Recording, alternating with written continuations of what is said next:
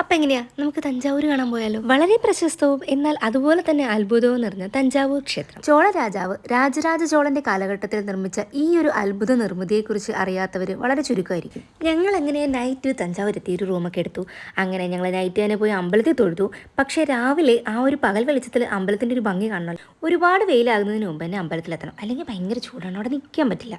തഞ്ചാവൂർ അമ്പലം കാണാൻ വേണ്ടി മാത്രം പ്ലാൻ ചെയ്ത് വരുന്നവർക്കുള്ള ഒരു സജഷനാണ് ഞാൻ പറയുന്നത്. നൈറ്റ് വരിക, നൈറ്റ് വന്ന് അമ്പലം കാണുക, രാവിലെ എണീറ്റ് ഇതുപോലെ ഒന്ന് അമ്പലം കാണുക. ഈ രണ്ട് സമയവും നിങ്ങൾ അമ്പലം കാണുമ്പോൾ ഒരു പ്രത്യേക ഭംഗിയാണ് രണ്ട് സമയത്തും. അതായത് നമുക്ക് പകൽ വെളിച്ചത്തിൽ അമ്പലത്തിൻ്റെ മൊത്തത്തിലൊരു ഇമേജ് നമുക്ക് നൈറ്റ് ആകുമ്പോൾ ഫുള്ള് ലൈറ്റൊക്കെ ആയിട്ട് ഒരു പ്രത്യേക ആംബിയൻസ് ആണ് ഇവിടെ നിൽക്കുന്നത്. 3 പ്രധാന കവാടങ്ങൾ കടന്നു വേണം നമുക്ക് അമ്പലത്തിനുള്ളിലേക്ക് കയറാൻ. ഈ അമ്പലത്തിൻ്റെ വലിപ്പം നമ്മളെ ശരിക്കും ഞെട്ടിച്ച് കളയും. ആൻഡ് ഓരോ കൊത്തുപണികളും അത്ര മൈന്യൂട്ടായിട്ടും പെർഫെക്റ്റ് ആയിട്ടുമാണ് ചെയ്തിരിക്കുന്നത്. യാതൊരുവിധ ഒരു യന്ത്ര ഉപകരണങ്ങളും ഇല്ലാതിരുന്ന ആ ഒരു കാലത്ത് ഇത്രയും ബൃഹത്തായിട്ടുള്ളൊരു അമ്പലം നിർമ്മിച്ചത് എങ്ങനെയാണെന്ന് ഇവിടെ വന്ന് ഓരോ നിമിഷവും ഓരോ ആൾക്കാരും ചിന്തിച്ചിട്ടുള്ള കാര്യമായിരിക്കും. അന്നത്തെ ഭരണാധികാരികളുടെ ഒരു പ്രൊഫഷണലിസം നമുക്ക് ശരിക്കും ഇങ്ങനെയുള്ള നിർമ്മിതികളിലാണ് നമുക്ക് മനസ്സിലാക്കാൻ സാധിക്കുന്നത്.